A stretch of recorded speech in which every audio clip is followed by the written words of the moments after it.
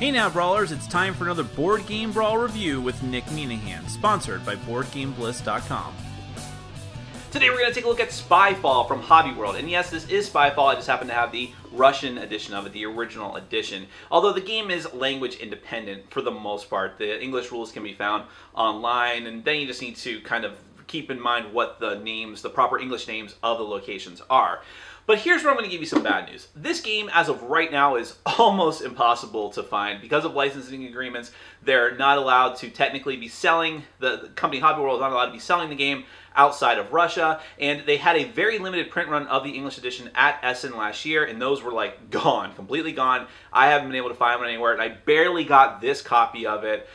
Someone was very kind in working out a trade with me, and if I had to find another copy now, I'd probably be completely out of luck. The good news, however, is that the game is going to be picked up by Cryptozoic Entertainment, I believe, later in the year for United States release. So don't worry about it too much, and you can also play free versions of this online. Look on Board Game Geek's forum. There's a couple people that made like an app version of it without any of the art and things, but still a very functional version of the game. But okay, I probably got way too ahead of myself. What is Spyfall? Spyfall is a party game, and it's a hidden role sort of deduction game similar to games like The Resistance and Werewolf, although just sort of similar. A lot of significant differences.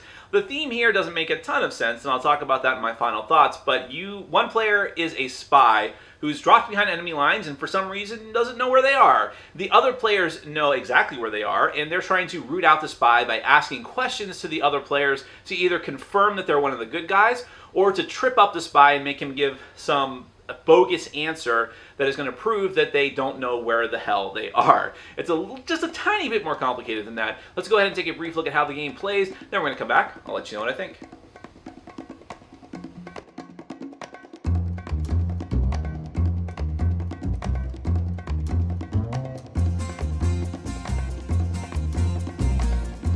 Alright, I'm going to give you a very brief overview of Spyfall. This is a competitive party game for 3 to 8 players, although I strongly recommend not playing with 3 or possibly even 4. The more the merrier for the most part. I'll go into the details of that more in my final thoughts. The goal of the game, or I should say the theme of the game, is that one player is a spy who has been dropped behind enemy lines, and for whatever godforsaken reason, they didn't do their intel and they have no idea where they are. The other players are like the security at whatever facility it is, and they are trying to suss out that spy, accuse him successfully, or just root him out and get him to reveal himself on accident, and therefore those players will win the game. So it's sort of a one versus all game in that regard, whereas the spy either wants to make everyone falsely accuse someone else or figure out and deduce where the other players are, and you're going to do all of this through questions, so we'll get to that in a second. Now, one thing I'm going to say up front is that the rules as written suggest that you play in such a way where you set a certain number of rounds per game, like let's say 5 rounds, then set a certain time on a timer, and you should have a timer for the game, I just don't happen to have one here. And then at the end of every game, you'll get a certain number of points depending on how you played the game. So for instance, if the spy successfully guesses where you are during the course of the game, you'll get like an extra 2 points. I don't play that way. I don't really recommend that people play that way. It seems kind of, I don't know, not necessary. There's also special roles on every single location card that the people who are actually at locations and not spies can use, but I also don't see the point in that, so I'm not going to go into too much detail on that. But in any case, just so you're not staring at a pile of cards here, the weird thing about Spyfall is that all the different locations where the good guys can possibly be are in these randomized decks. Now here I have a stack of 30 different decks, and what you have to do during the game is you're going to put all of the stacks of cards into each of these little baggies, and the baggies come with the game, and then whenever you want to play a game of Spyfall, you have to shuffle all of them up and choose a deck at random, making sure that you don't that you set up the deck in such a way that you don't see what the deck is before you choose it. In this way, you can't just assign them all a number and then use a number randomizer. You always have to shuffle the decks as best you can while they're in their baggies, just like you would shuffle a deck of cards, essentially. Now, inside the baggie, you're going to have 8 cards, and that's because the game can go up to 8 players. You're always going to have this spy card on the bottom of the deck. So again, this is in Russian. like I mentioned, but normally it would say spy here if this was the English version of the game.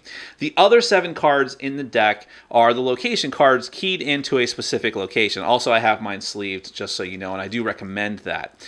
So whenever you're choosing a deck of cards, you have to always make sure that they're kind of shuffled as neatly as possible so you don't see the edges of the card, so that whoever is the dealer does not see what the location is. And it's always important that the spy is on the bottom. And I'll show you what some of the other location cards can possibly be. There's 30 of them in my Russian edition of the game. As I'll talk about my final thoughts, there may be less in yours. So here we have the military base. Again, this is in Russian. This would be the name, and this would be the specific role. So it might be lieutenant or commander or whatever it is. So you can see the spy, quote unquote, hiding in every location.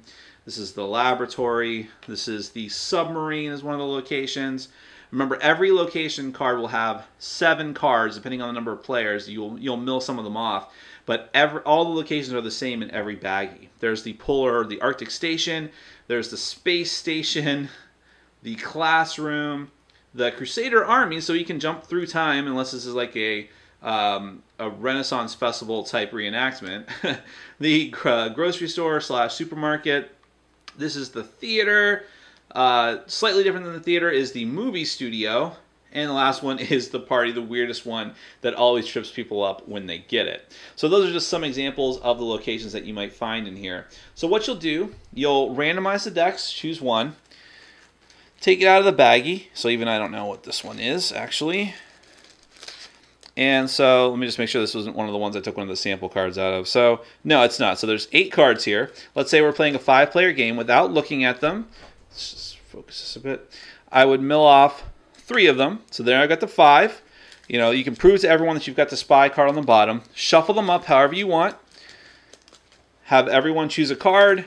And then however you do that, you'll deal them out. And then the game begins. Now, how Spyfall works, let's make this at least a little bit neat, is that you'll choose one player to go first at random, and then you'll start a timer. Now, I would recommend, the book recommends about 8 minutes. That's about right. We might do 9 minutes. If you want longer games, you can. It doesn't really matter, but you don't want it to go too long because it is supposed to be a party game. But you'll choose someone to go first, and once the timer starts, they are going to ask someone else a question. That question can be whatever you want. It could be, what are you wearing? What's the weather like? How did you get here? What's your favorite food? Or what food are you most likely to get here? What you're trying to do, if you're a good guy, you are trying to ask questions of the other players that are obvious enough that the other players know that you would only ask that question if you knew where you were. And so it has to be a question that kind of makes sense. And you want to ask a question in such a way that the other player who answers gives you information that lets you know that they know where you are as well. So I'll just go ahead and reveal. So this is actually the Terrorist Camp, which is one of the cards that is not in, or one of the decks that's not in the normal English version of the game. But at the Terrorist Camp, so I might ask a question and say, well, what do you see around you? And the other player might say, nothing but wide open land. Now that could be a lot of different things because there are other decks that are beach. There's the Crusader army, which could also take place in a desert. So that's a little bit vague. But the thing is, you don't want to be too specific because remember, the spy is trying to figure out where you are. He doesn't know. He or she doesn't know. So the other player might say that and just keep it very vague. But the other player wants to give an answer that's specific enough because if he answers the question very oddly, like, well, you ask the question like, okay, what do you see all around you? And that player says, well, I see a lot of stuff. And that's it. Well, it's very clear then that you really don't know where you are, and the other players are going to get very, very suspicious about that. Now, once I've asked you a question, you have to ask, that player that's been asked a question has to ask a question to somebody else. It cannot be the person that just asked you the question. So there's always got to be at least one person in between before we can get back to that original question asker, which sounds funny. And that's how things are going to go. Now, at any point during the course of the game, each player has 1 shot per game to accuse another player. They can interrupt the proceedings, you stop the timer and say, I'm accusing Nick. I think Nick's a spy. Now, you can't do any debate or haggling. I mean, you can, but you really shouldn't because you might be giving the spy information. You just say, I'm accusing Nick. I suspect him. I think it's very suspicious. Every other player has to unanimously agree with that vote. And if they do, then that player flips over their card and reveals what they are. Now, if that person's the spy, then the good guys win. If not, the spy wins because they've given a wrong accusation. The game immediately ends. But if there's not a unanimous vote, play proceeds. You've used up your vote, the timer goes back on, and then we go back into the round and asking questions. At any point, if the spy believes that they know what the location is, they can interrupt the game so long as they were not just asked a question or just accused, and say, I think I know where we are, we're in the terrorist camp. And if you're right, then the spy wins. If not, then the game is over and the good guys win. So it's kind of risky to do that if you don't have enough information. The other option that might happen for the game end is if the timer runs out. When the timer runs out, all the players have one last chance to discuss and vote for who they think the spy might be. Again, if they have unanimous approval and point someone out and say, you're the spy, if the person actually is a spy, then they all win. If not, the spy wins. It's really that simple. It's a little more subtle than that. It's kind of hard to pick up with just an explanation, but you're asking questions to glean information, not making your questions too specific that are going to give too much information away, hoping that the other player gives an answer that's vague enough not to give the spy information, but not so vague that they don't clear themselves of any wrongdoing. And the spy is trying to listen to all of these questions, try to get as much information as possible. When they're asked a question, give an answer specific enough to take suspicion off of them, and perhaps put suspicion onto someone else. That's essentially Spyfall. So let's get to my final thoughts. Thematically, Spyfall makes no sense whatsoever. I kind of touched on this in my intro. Why would a spy not know where they are? Wouldn't they be more likely to know where they are because they have intel ahead of time and they've carefully prepared for their mission? And what are the other players supposed to be? Anyways, well, okay, it doesn't make sense, but it doesn't really need to, right? It's a party game. A party game is supposed to have the theme come out from the interactions of the players involved. If you think about the Resistance or Werewolf, which are kind of the two games I'm going to keep referring to just because they're in this same genre and they're the most popular examples of that. But the Resistance and Werewolf have maybe a more tangible theme, and maybe it makes a little more sense, but do you even care about the theme once you start playing? Most people don't. A lot of times I'll play either of the two different versions of the Resistance, and I'll forget what I'm calling people, like, all right, I'm sending out you, Brave Knight. And it's like, no, we're playing the future Resistance, so we're like agents or something. I'm like, oh, okay, whatever. So it doesn't make a ton of sense. And when you have all the roles in Werewolf, it starts to get really weird. So in these kind of games, I wouldn't think about it too much, and I'm not going to come down too hard on Spyfall for having a nonsensical theme. But component-wise, what I'll say is that I love the artwork on the cards. Those really help give the game a whimsical feel, and I'm glad they went in that direction instead of trying to make it super serious, which you could easily see them doing with a game called Spyfall, have it be really super serious artwork like that game Agent Hunter that I reviewed back in the way early days of my channel. Early days, 2 years ago, not even. But anyways, with the artwork, it's just really cool. It's really well done. You have the spy hidden in each of the different pictures in a very comical way, and I really dug that. But the flip side of that coin is that as far as the actual component quality, like the physical stock of the cards, is pretty terrible, at least in my version of the game. I'm assuming the English edition was printed in the same way as well, if you managed to get a hold of that.